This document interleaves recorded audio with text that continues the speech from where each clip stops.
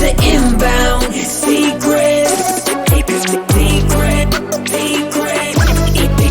My name is Bryce, and I'm your host for The Inbound Secret, where we're talking with top performers and health experts and sales badasses alike about their strategies to optimize their well-being and performance. Once again, this is The Inbound Secret, and let's get rocking and rolling. This is the inbound. This is the inbound. This is the inbound. The inbound. This is the inbound secret.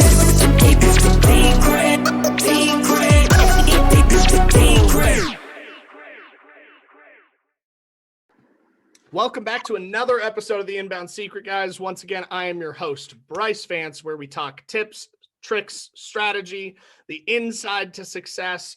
We highlight entrepreneurs. Today, we have a special guest. We've got none other than J Matheis, the CEO of Surefire Media, founder of Lead Genie. Back in the day, you did selling with Sean. You've done stuff with Uncle G. You're down in Dallas just crushing it seems like, because I've known about you since long before I got into the agency space. Nice. Tell everybody a little bit about who Sean is. So I appreciate you having me first and foremost, and sharing this with your audience. I think it's fantastic that you do this and bring value to folks. Truth be told, I've always wanted to do a podcast, and I'm just not dedicated enough. So kudos to you for being dedicated and keeping it going, because man, this kind of content is super valuable and super helpful for people. So bless you for doing that. A little bit about myself. I'll just give you the short version. Went to the military out of high school, sold real estate for a little bit, and then got into the insurance world. Loved it, killed it. Went on to start my book at Liberty Mutual. I was Rookie of the Year there, #1 rookie agent hired that year out of about 1,500, top 5 in the country, #2 in Texas. And along that path, I ran into some relationships with a cast from a TV show called $1 Million Listing Los Angeles, $1 Million Listing New York. Started doing meet and greets with these guys and bringing them out for networking events. That kind of morphed into booking them for speaking engagements around the world, and ended up building a company called Millionaire Masterminds out of that. And with that, we actually created a mastermind platform for celebrity personalities to help them get their message out to their followers. And we did that for several years. Did programs with Ronnie Coleman. We did a fitness challenge with him, a 30-day fitness challenge. We did something with Craig Robertson of the Cleveland Browns. Pretty much every cast member on New York and LA, we did some sort of an event, whether it be a course, webinars, speaking engagements, meet and greets. Super fun time. Liberty Mutual didn't like that so much. That's where I was working. They said, hey, you got to pick one. You can't have a job in another business. I said, you know what? This is a change of a lifetime. So I went with that.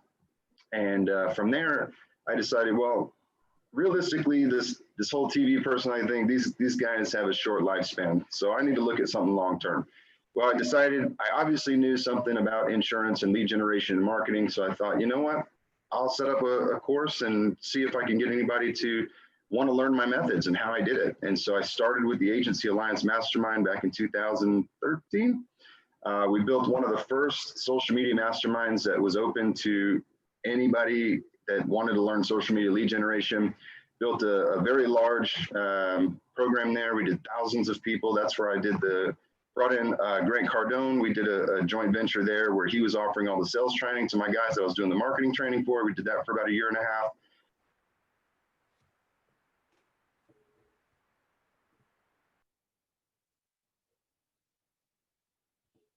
Hey, Sean, I don't know if you can hear me, but it looks like you froze for a second. So we're gonna keep rocking and rolling, but you may have to repeat. You froze for a little bit. Your connection went sour. Can you step it back like 15, 20 seconds and just repeat? Where was I at? So it was right after the joint venture with Uncle G. Okay. So we did a joint venture with Grant Cardone. He handled all of the sales and sales training for my guys that I was doing the marketing training for. And then from there, we launched the marketing agency, which was done for you services. A lot of agents were like, hey man, this is great stuff, but can you guys just handle the marketing for us? So we started the marketing agency where we handled all the marketing and lead generation. and primarily focused on the insurance world, and slowly kind of expanded our reach into mortgage, real estate, solar, getting into dental. And then the last couple of years, we've really been working on technology with marketing automation softwares, SEO and review, reputation management. So just a lot of projects going on that we've launched. It's been crazy, crazy busy, and just an absolutely fun industry. We were talking earlier about the dynamics and the changes and how fast paced it is. And it's, I love it, man. Yeah, it's one of those, I always love having people like you on that follow the same kind of trajectory, whether we knew it or not, whether I was following or you were following. There's always some kind of like path, right? Whether you carve your own or it's an existing path, it's a pathway that you're taking to really make an impact.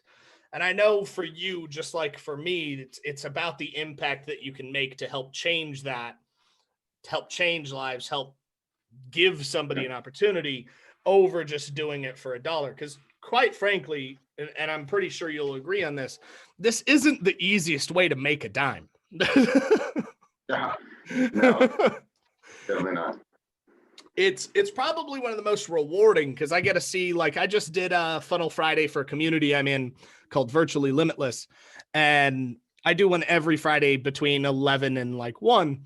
And into that, I got permission from a recent client where from Black Friday to the end of Cyber Monday, it was like a total of $1,000 ad spend. We made them just shy of 40 grand in revenue for their first launch ever. Nice. And so I got permission from them to do a highlight on that.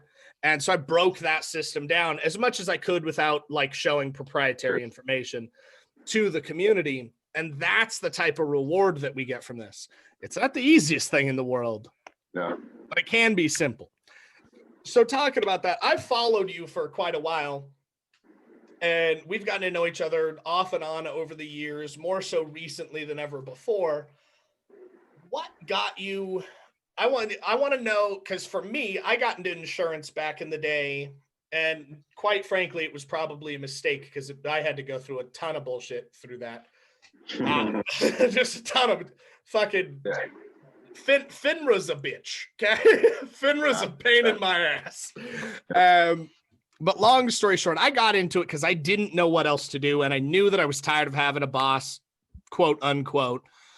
And insurance gave me an opportunity to somewhat be self-driven, right? Mm-hmm. What got you into insurance before Surefire Media, before Millionaire Mastermind, before the J Matheis we know today? What got you into the like stepping stones that got you to where you are now? Yeah, so when I got out of the military, I was actually doing construction with, at the time I was married, my wife at the time, her dad, building new houses in 2005. Real estate was booming. I was busting my tail, man. And I saw these realtors pulling up in nice cars and suits. And I'm like, dude, I'm on the wrong side of this. I want to sell real estate. So I got my real estate license, did that, went gangbusters, because anybody with a pulse and a sign in 2005, 6, and 7 were selling real estate. So I crushed it. Problem was, I didn't know how to build a business, right? I was 19 years old, 20 years old. Ended up buying a couple houses, 3 cars, and then 2008 happened. And that's when the guys who actually knew how to run a business stayed around, and the guys like myself became a statistic of that environment. So I talked to the insurance guy that I was sending all my deals to. He's like, man, you'd be perfect at this. Told me how it worked. And I was like, yeah, let's do that. So I went and talked to some recruiters and got into it and loved it. Because at that point, everybody has to have it, right? So now it's just selling me over the next guy, which you can't sell yourself, then you can't sell anything. So I got into it, loved it. It was awesome. And once I was working for an agent, then I went to start my book at Liberty. Absolutely was crushing it there. Made my first 6-figure year when I was 26 years old. Just income was exploding. And I thought I bled blue, like I was going to retire there, great benefits. And then I started getting into personal development. And there was a coach, and I always give her credit anytime I get a chance. Her name is Tanya Waring. First coach that I ever hired. She actually wrote the copy for My Pillow, if you've ever heard of it. Yeah. She wrote one of the most successful ad copies, and she's on the infomercial still today, QVC. Her name's Tanya Waring. Hired her as a mentor. And I was unfulfilled because at the time, everything that I had done was money focused. All I wanted to do was make 100,000. Made that 100,000, and it hit me like a ton of bricks. Like, now what? I was empty because I had no purpose with that goal.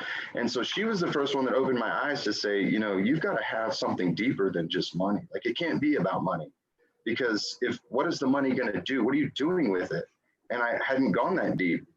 I thought the money was going to solve the problems, right? And long story short, she was like, you know, I'm not dissuading you from doing the insurance thing, but if what you want to do, I think, is much bigger than where you're at, you need to open your mind and open your eyes to opportunities. I'm not saying look for another job, just be open. And I was trying to figure out, how do I get to $100,000 a month? And I couldn't mechanically put that together with the ecosystem I was in. And she was like, you're trying to figure out A to Z, and you're not going to move forward because you're so focused on this. You could be missing all kinds of stuff. And when I opened up and really kind of realized there's other things that I can open my mind to, that's when I met the Cast for $1 Million Listing. And that's when that kind of led into all these other things. And I realized maybe insurance isn't my calling. Maybe there is other things to do. And that's like really what put me on the trajectory to start venturing out into other things and just letting my creativity say, what else can I do? And just started going for it. I love it. I love it. I ended up, just to tell you a little bit about kind of that time in my history, I did the insurance and financier route. And did I like it? Yeah, it was okay. Was it my calling? No. I found that I loved helping people more than I loved the product, the service, the benefits of the product. It was the helping people side of things that I fell in love with. And quite frankly, I wasn't a gigantic fan of the company that I was appointed with, the primary company, because I was it wasn't just closed, and it wasn't like a broker. I was semi-captive is the term they used. Mm-hmm. So I could write outside, but only if they said no, right? Good. And so I was working for this company for a while, and they kept doing dumb fucking shit. Like, right when I came in, they fired 2 entire areas. Right when I was like the only dude walking around my town for a while that sold. Everybody else got fired, and I had 0 fucking training, right? Like, my training came from the 1-800 number you call when you don't know what the fuck's going on, and you're just like, so I need help. Did that, made it work, because it was, I'm either going to sink or swim, right? And much like a lot of the entrepreneurs that are listening to this, much like yourself, like, we're a little stubborn. So it wasn't like, I tried. It was like, nah, this is going to happen. One way or another, this is going to happen. So I made it work. And then they brought in new management and new staff, and they brought in new districts. And then they kept doing dumb shit. And they didn't like the fact that I wasn't a sheep, for the lack of a better term. Like, one of the biggest arguments that I ever had with this company, it went on for like 2 years. It ultimately led to us parting ways.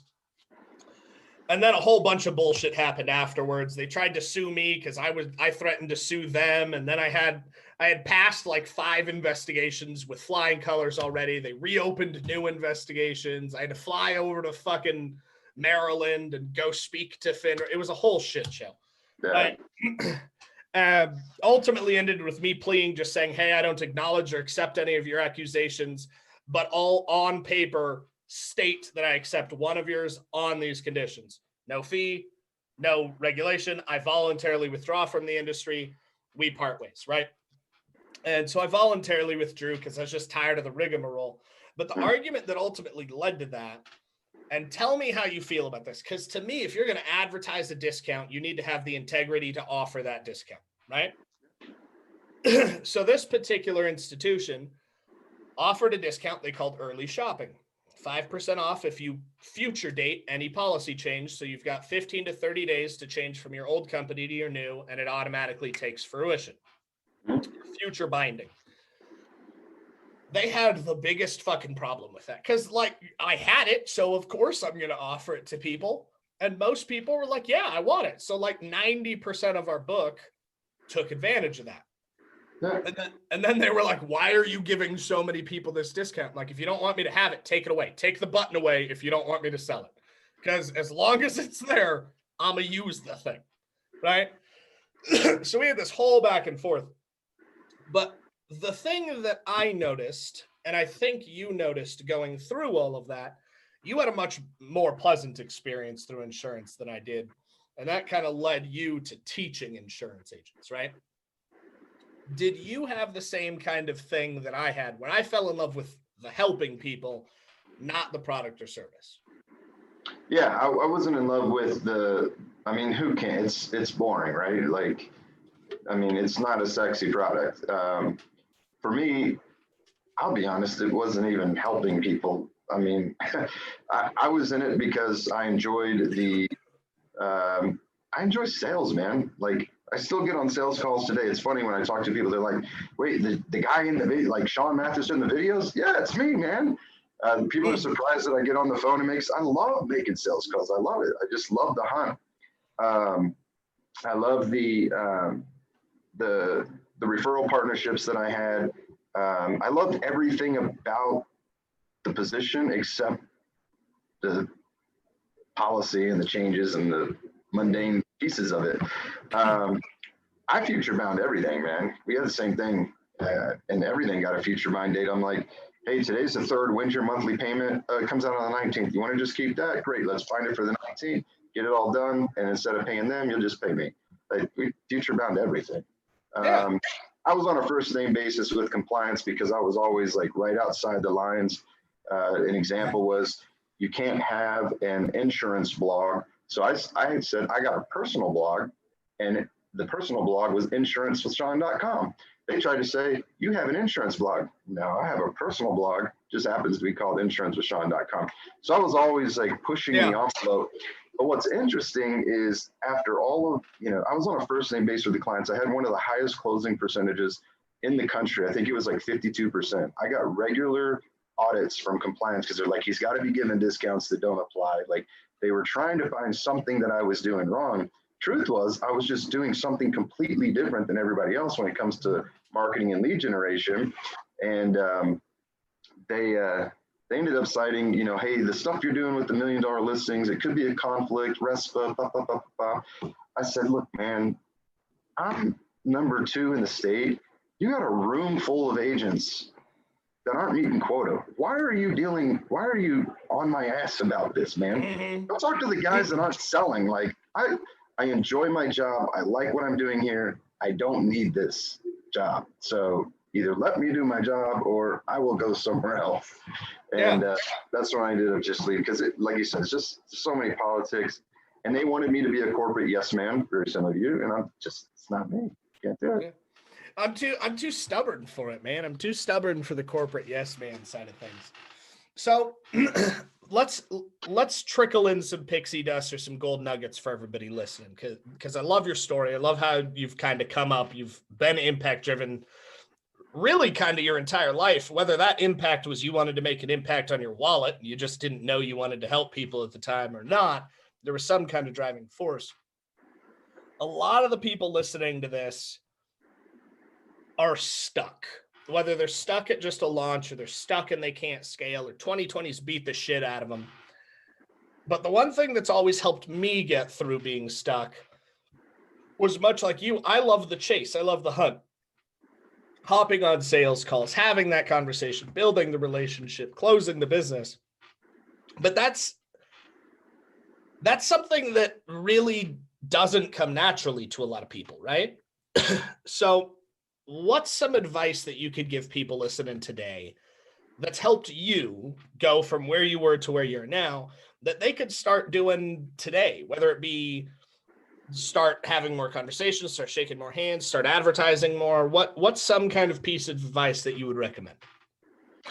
I'd say the first thing is you've got to kind of step back and be real with yourself. You got to be real about your situation. If you're unhappy with where you're at, you have to be willing to look yourself in the mirror and say, what got me here? What don't I like about this? And what do I really want to change? Because a lot of, we work with hundreds of business owners, talk to hundreds of them every single month, go through a fact-finding process. And it amazes me how little business owners actually know about their business. They don't know their numbers. They don't know how much money they're spending, what their ROI is. They don't know where their business is coming from. They're just kind of doing shit with no real plan. Data drives everything. The data will tell the story. Get to know your data. You have to know your data. You have to know how many phone calls. I can tell you right now, my guys that are on the phones, it takes them 13 dials to get a decision maker. They get 4 decision makers, they're going to get 1 appointment. They need 5 appointments set every single day. To count for no shows, they're going to get 3 of those. You do 3 appointments a day, you're going to close 3 deals, 3 deals a week, right? And it's numbers, and it works. And you got to follow those. There's activities that will get you there. So that means you got to make 130 calls a day to hit those 5 appointments, right? So are you doing the activity? Because all the data is there. Now, a lot of people don't track it. They don't know those numbers. I use tracking systems, so we know those numbers. You have to. But creativity, you got to be willing to get outside the box. I think one of the things that's really helped me is I happen to be creative, and that's not everybody's thing. So if you're not creative and you're not a salesperson, then be willing to invest and find somebody who is, right? You know, I did a deal with Grant Cardone. We did an interview talking about hiring people, and small business owners overwhelmingly fail to delegate, and they fail to hire because they look at employees as expenses. But your employees should be making you money, right? If you're not creative and you're wasting time racking your brain trying to be creative, knowing at the end of the day what you create isn't going to be that great, not only did you waste time, but then you put out a shitty offer, right? Get somebody, outsource it, partner with somebody, Jay, figure something out creative to get done what you need to get done. And then I think the biggest thing for me is I burn the ships, man. When I left insurance, I didn't renew my license. When I left real estate, I didn't renew my license. There is no plan B. I'm doing this and we're going to make it work. It's going to work. That's it. There's no going back. There's no getting a job. It can't even cross your mind. We've had bad months. There's been several times over the last 7 years where I was like, shit, man. But I had to refocus and say, you know what? The money is there. I've been marketing. I have my system. It's there. I got to find it. It's there. Get on the phone and find it. Now, a lot of people don't have a pipeline. They don't do consistent marketing. So that can be problematic. So you have to start marketing. You have to keep a consistent pipeline. If you can't at any moment log into a database somewhere and find 100 people that you've already talked to, marketed to, who's interacted, that's a problem. You gotta have it, man. So I think it comes down to consistency, marketing, perseverance, and unwavering commitment to success in what you're doing. So many people, I think, they get ready for that plan B, or they start thinking about things, or they start, let me buy this little product that I can do over here. Maybe this is, and they start taking on these little side jobs. They get sucked into MLM companies or whatever, and they start looking for side income. All of that taking away from what they really need to be focusing on. And I think they lose sight of their dream and they get into this reaction mode. And I think the biggest thing is, and this Grant talks about this in his 10X rule, of what is the end result? Like we're so used to setting incremental goals. Like if you want to make $10 million a year, don't put that on a shelf somewhere and say, in 20 years, I want to make $10 a year. But realistically, this year, I'm okay with 250. And then next year to 300. No, if your goal is 10 million, your goal is 10 million. You never reduce that target. You may not hit that goal this year, but if you bring down a $10 million goal to a 250, 500,000, you're not going to hit any more than 250 or 500,000 because that's the effort you're going to be putting toward it. And you're always going to fall short. So we keep the big goal in mind, and we may not hit it, but we'll figure out, okay, what can we do different that didn't get us there? Where did we spend time we shouldn't have spent? Where did we spend dollars we shouldn't have spent? And we're constantly evaluating. We understand our customers. There's just a lot. You just have to have laser focus. And it's not uncommon for me to do a 15, 16, 18-hour day if need be. And I think I'm just, I'm not afraid to put in the work because I know what I want to do. And I know that there is no going back. You'll never see me work for somebody. It's not going to happen. So it has to work. we'll find a way. Yeah, I mean, that's first off, yeah, 100% agree. But I think that's one of the qualities that I had a guest on yesterday. His show comes up in a couple days. He was a great dude, Steve Sims. I don't know if you're familiar with him, but me and him talked about his topic. One of the things that he pushes for in his coaching is go for stupid. And it really resonates because all of us entrepreneurs, we're wired a little different, right? Like you see your normal employee, and we need employees, don't get me wrong, but they clock out at 5, whether the job's done or not. Yep. If I'm not done, or if I think I can make a bigger impact or help somebody else, or I need content, like I've got 20 videos on this laptop to my right that I've got to shoot and edit because I've got some shit that needs to be done by Christmas. I'm probably going to have a few long days. Is it the first time that's happened? No. Is it the last time that's going to happen? No. Am I going to do it? 100%. Because I don't clock out at 5 just because the day's over. Hell, realistically, I mean, I don't really even keep days anymore. Half the time, I don't know what day it is. So, but the go for stupid methodology that Steve ran through with me, I kind of fell in love with. And tell me what you think about it. It goes along with keep your big goal in mind, right? It's the thought process of go for something so ridiculous that you have to change as a person to be the person that hits that goal. And you're going to consistently do the effort. Gary Vaynerchuk posted up, I don't know, a couple weeks ago on his personal IG. And I still to this day love this post. He's posted it a few times, but it says, take your 10-year plan and figure out how to do it in a year. Yeah. You'll fail, but you'll be a hell of a lot farther down the road than if you thought you had 10 years. Yeah, 100%. So with that in mind, you know probably better than anybody else, small business owners suck at hiring, and they suck at kind of planning out because they don't track a lot of stuff, right? Nobody, even business school doesn't teach you how to be a business owner. They just teach you to be higher level management. You kind of fumble your way through everything. What would you recommend as far as the hiring aspect goes first? How can somebody find a quality employee and change their mindset, most importantly, about it being an expense versus an investment? Changing the employer's mindset? Yes. So, and this isn't one of my strengths, right? I'll be honest with you. Because I'm not a great trainer, to be honest, man. I've got so many irons in the fire.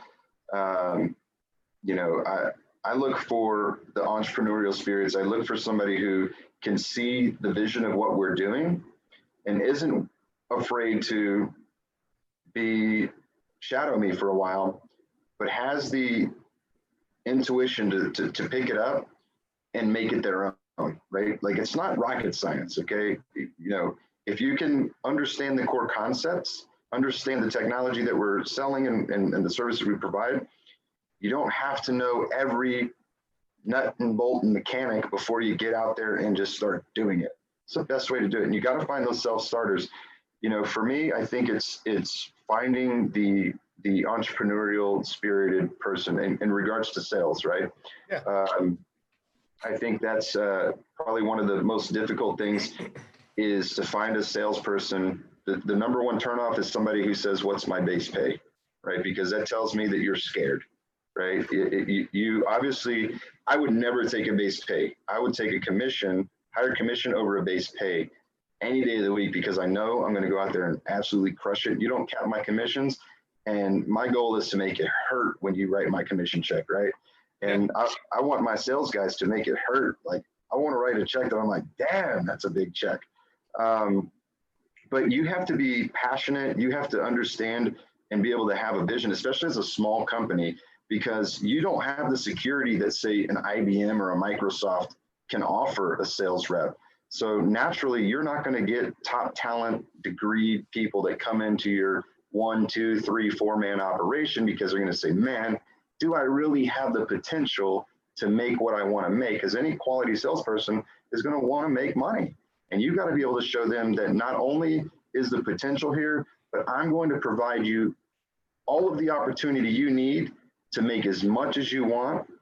And it's going to be there. A lot of times business owners are scared because they don't have the marketing in place and they don't have the leads. I can't tell you how many business owners I've talked to who said, I need more leads, but I don't have enough salespeople to handle what we have, but I can't afford to hire a salesperson because we don't have any leads to give them. And they're like, I don't know what to do, right? And to me, the answer would be, well, then get the leads and bust your ass and work some, build up some capital to bring that guy on, right? But ultimately looking at what do I need to offer compensation-wise for this to be a profitable scenario? And I let the sales reps know, here's what we make, here's what you make, here's our expenses. This is where we're at. Like, I want them to take ownership of the company and where we're at. And so I'm an open book with everything, so that I want them to be part of getting this to something bigger. You're part of something bigger than just you selling and peddling products. We're going to grow this thing and you're going to be part of something bigger, right? And they have to buy into that. But I think a lot of business owners have been kicked in the nuts so many times, they have lost that excitement and they don't have that passion to sell that opportunity because they're themselves are beaten up and like, oh man, I really don't know. I hope this works, right? So it comes down to lack of confidence. I think a lot of guys need to really get back into some personal development. They're afraid to admit that I might need to find this fire again. I might need to reignite myself. I can't tell you how many agents, in fact, it's in the first chapter of this Insurance Marketing Blueprint, or maybe it's chapter 5, but it's, what did you get into the business for? Like, how many people have lost sight why they even started? 3, 4, 5 years, they're just going through the motions trying to make ends meet, and they've forgotten, what did you even get started for? What was the end result? Because like I said, they shelved that big goal and now they're just in the day-to-day grind and they lose passion, they get burnt out because they've forgotten that bigger ticket that they're after. Yeah. So one thing that you've been exceptional at over the years, or at least publicly facing, it appears that way. I don't know the insides of your business, but you're here on the podcast because you're doing big things, helping people anyways. You've launched a multitude of offers. Throughout the years, it seems like you've got an offer for basically every scenario to help your ideal client. And I love the fact that you've got that niche down. Offers and constructing them for a lot of people are difficult. It's one of the biggest things we get asked to help with here at Funnel Driven is constructing an offer that converts. For those listening, those watching that are trying to figure out how 2020 is going to transfer to 2021, how restrictions are going to keep things maybe locked down, maybe not locked down, how their offer has to evolve. What's one thing that you can recommend to everybody when constructing an offer, how to build it around something where you have that flow, that, for the lack of a better term, that kind of guaranteed success, that it's gonna work because you've put in everything that needs to be there. What are the steps that you take when you're building a new offer to make sure the success is there? So I don't put anything out until I've actually tested and proven it, right? I don't sell ideas. I don't sell puff and smoke. I don't sell dreams. I'm not a motivational rah, like I'm not a Grant Cardone that's going to excite you or get you like, you're not going to get out of one of my trainings and be like, yes, I'm a tactical, strategic guy, very logical, data driven. It may not be very exciting, but you're going to understand the mechanics and you're going to be able to follow, and I'm going to give you a proven path. And the reason I can give you a proven path is because I've already proven it. I take the time first to do the testing, to do the split testing, to run the variations, to find the best converting offer, ad copy, landing pages. I split test. And once I have it dialed in, now I know it works, right? So I can come in with that confidence and say, this is going to work. The only reason it wouldn't is if you don't follow the instructions. And understand, most people won't follow the instructions. They're not going to do the work. But if you have done it and you know it works, then you'll have that confidence in being able to offer that. Now, I don't offer guarantees because the only guarantee that I can make is that I did it and I know it works. I can't guarantee that you're going to do it and you're going to do it the way that I told you to do it. And I lost faith in people doing that. I used to do guarantees early on in my career when I needed it. I used to say, look, I guarantee you that if you follow the steps here and you can show me it does not work, I will refund you your money. And I've never had anybody show me I did X, Y, and Z, and I got a different result than you did. I mean, because it's literally, it'll work. It's done it, right? So I prove concept before I ever bring it to market. And that way I can come to the market with social proof. I think a lot of times people come with offers premature and they have an idea or they think it might work or they're working on it. And so they don't have any social proof in that offer. They don't have any case studies. They don't have any, here's what this guy did, this guy did, this guy did. So I'll beta test. Anytime I launch, I'll do a group of 5 or 10 people and I can come to the table with already having testimonials, case studies, proven results. And that really helps, man, to not have that in a page or in an offer. It really makes, the people are starving for certainty, and there's so many, smoke and mirrors, BS offers that offer nothing but fluff, and people are really skeptical of that. So the more certainty you can sell with your offer, the better you're going to do. Oh, 100%. It's one of those things. I developed a sales system that we call Thrive Selling, that's specifically about how to utilize omnipresent ecosystems and then convert the opportunities that they bring to ranting and raving fans. And in that, we talk about triggers. And a lot of the triggers these days are based on like either socioeconomic, or it's a past trauma, or it's a like scenario where somebody saw X, they tried to do X, they got burned. And it's one of the reasons why I invited you on this show. You've been doing these types of offers and services for years now, but not once anywhere on the internet. And I've scoured trying to see if I could find anything. Not once have you ever come off as the smoke and mirrors guru. You've never been the, here's a Lamborghini that I rented, come pay me. And yeah, the authenticity that attracted me to wanting you on the show, on top of the fact we get to know each other a little bit more. But it's one of those things that I really hate to say is rare these days. Like it is. Yeah. So as far as, let's wrap up, because I know you've got a busy schedule and I've got to get running too. But before we get to how people can find you, what they can learn from you, how they can connect with you, I'm going to leave this open for you. You can talk about anything you want to talk about for the next few minutes, but I want it to be in regards to something that the people can do that they can see a direct result from, data-driven result over the next few days or weeks.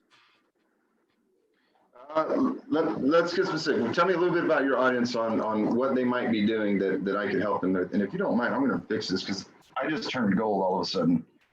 I guess that's just the way it is. All right. So who? Tell me about your audience real quick so I can understand and give them something that would be applicable. So the majority of our audience is made up of 2 sectors. Sector 1 is the newbie entrepreneur or the newbie business owner who just started something and they're in like the first 3 years, typically 1 to 2 years for the starting segment. And then the second half of the audience of the primary sector is made up of existing business owners, anywhere between about 100,000 to just shy of $1 million a year in annual revenues. And they're stuck. They've plateaued. They can't figure out how to take it to the next level. There are a few trickled in bits that are just like 1099 sales reps, or like we've got some insurance and real estate agents that follow. Solar's a big audience. So we've got like the contractor and artist inside, but our primary clientele, our primary audience that listens to this on a regular basis is the small business owner, the mom and pop business owner that started something a decade or a few years ago, and they just can't seem to get past their own bottlenecks. So the show, like I told you when I invited you on, we highlight people that have done that. We highlight the inside look at success. We talk mindset, strategy, tactics, and that's something that I'd like you to talk about in your own words, whatever topic you want, that'll make the biggest impact for the people that are listening. Yeah. So look, man, if you're stuck and I tell clients this all the time.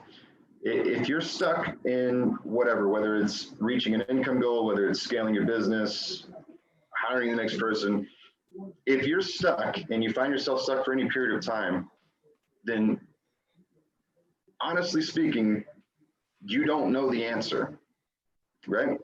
If you did, you wouldn't be stuck. One of the biggest things that I see people struggle with is being willing to say, I don't have the answer. I'm stuck. I don't know what to do.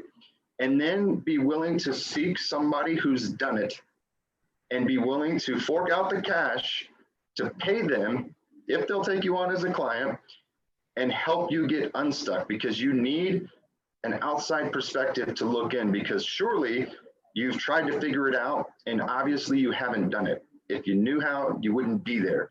And I think a lot of guys are pinching pennies. They're saving pennies and costing themselves dollars in the long run, because the longer you stay stuck, the more market share your competitors are eating up. I spent a lot of time and a lot of money early on in my career investing in masterminds, investing in coaches.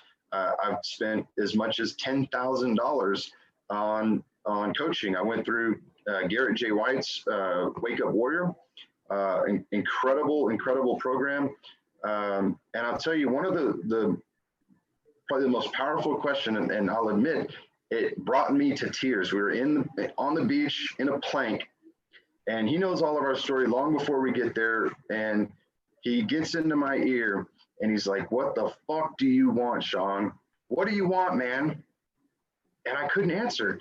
I was like, I don't know. I don't even know.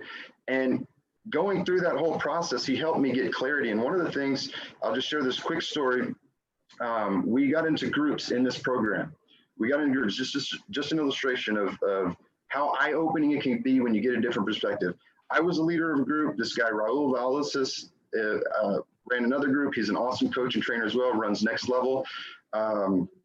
And the rule was, we took our group and we had 2 hours to go out in the community and raise as much money as we could by any means necessary. We just couldn't use our own funds or family. And we went out. We came back and we had like $100. We were literally begging people to donate money. We were going to give it to a fundraiser, going business to business. And we came back and Garrett looked at us and he said, "Combined, you guys brought less than $300. Every single one of you makes 6 or 7 figures a year. Own your companies. And in 3 hours, you couldn't come back with even $500. The only rule was you can't use your own money." None of you thought to reach out to a friend that you know has money and say, "Dude, give me $500. I'm going to give it to charity." And it just like really hit me of like, how much more difficult did we make? We're sitting here begging for change, and we've all got networks that are 7 figures, multi-7 figures, and all it would have taken was a text message and say, "Hey, we're in this thing, I'll pay you back, whatever." And nobody thought to do that. And it just made me think about how many things am I really complicating in my own business, in my own world, trying to find some magic way to do this when at the end of the day, the answer is probably right in front of you. And you're looking for you're making it so difficult that you can't even see what's right in front of you. And I tell my sales guys all the time when they're in a slump, the money is there. Step back, retrace your steps, and figure out where it's at. Slow down, quit confusing yourself, quit complicating the matter, and find the money, find the offer. Go get somebody to look at your business with you and let them help you find it. And I think a lot of times they're just too afraid to invest some money, because I don't do it as much anymore because I've spent hundreds of thousands of dollars in personal development. But it's those types of trainings, working with Grant, working with Jared, working with Christopher John Stubbs, Russell Brunson, Frank Kern. I mean, the biggest names that I could find, I wanted to learn from them. And I could then take that and reshape it and make it my own. But you're working from a limited space of knowledge that you have, and you have to go get more knowledge. And you can't be afraid to go do that. Oh, I think that's probably the best way to wrap up. Is personal development's been huge for me. I've done the same thing. Kern, at one point, Ryan, we've done Marshall Silver. I've done some Tony Robbins stuff. And it's one of those things that I wish more people would be willing to do up front, is invest in themselves. Because it's not something when you do personal development, when you hire a coach, a mentor, it's not something that necessarily will directly impact your pocketbook today, but it'll help you become that person that you need to be to make that 10 million that you want to make over the next few years and get yourself unstuck. Dude, I'll just tell you one more story. We had this, I did this mastermind. I can't even remember who it was. I wish I couldn't give them the credit. Week one, it was $5,000 to do this thing. Week one, we went through the training, and then they offered a one-on-one. I laid out my business because I was like, I need to get to the next level. And I laid out my pricing model. And they asked a few questions about, what are you bringing? What are they getting for this? And I told them, teaching them how to generate leads. This is what they're probably making on average. He was like, dude, you were priced all wrong. You need to raise your price. What you're doing right now, all day long, people will pay $2,500. At the time, I was charging $1,500. That one 30-minute call, I didn't even go to the rest of the program. I was like, right. And so I restructured the sales pitch based on, let me show you how much you're going to make, what the average agents working with me are making as a result of this 8 weeks. Is that not worth it? If I can help you make an extra $2,500 to $5,000 a month, you're going to be here for 10 years. That's $500,000. This is $2,500. And that one small shift in how I present the product and the sales process changed everything. I literally doubled my income from that one little nugget. And you never know what you're going to get out of that interaction, but it just takes one small adjustment and it can take things to the next level. 100%. So with that on mind, where can everybody find you? Where can they connect with you? Where can they take a look at your current offers if they want to hire you, whether it be as a coach or maybe they want a copy of the blueprint? Tell us about where can we go? Everywhere. On Facebook, you can find me, Sean J Matheis. Now, my dad's name is Sean Matheis, so make sure you find mine, Sean J Matheis, and it's SEAM. Hit me on my personal profile. Follow me. I'll follow you back. My business page is Sean Matheis Official. We've got so many websites, man. It just depends on what you're looking for. You can go to SeanMatheis.com. You'll find some links there. But man, I just appreciate you having me here, and I would love to have you on my show. It's not as consistent as yours, but we do have some heavy players on there. Love what you're doing, man. I really appreciate your time. Your audience is amazing. And just hit me on Facebook, man. I appreciate you being on, man. I'll shoot you a link here real quick. Let's find out when we can make that happen. I'd love to be on, drop some value, talk about intent, affinity, and neuroscience, and see if we can't help some people out. Nice, man. Awesome, brother. Well, Appreciate everybody, make sure you go reach out, SeanMatheis.com, Sean J Matheis on pretty much all social media. Go check it out. And then if you hit him up, I'm sure he'll send you the information on how to grab a blueprint or any information, any help that you're looking for. Once again, Sean, thank you for being on. This was another episode of The Inbound Secret. Boom. This is the Inbound Secret. My name is Bryce, and I'm your host for The Inbound Secret, where we're talking with top performers and health experts and sales badasses alike about their strategies to optimize their well-being and performance. Once again, this is The Inbound Secret, and let's get rocking and rolling. This is the Inbound. This is the Inbound. This is the Inbound. This is the Inbound Secret.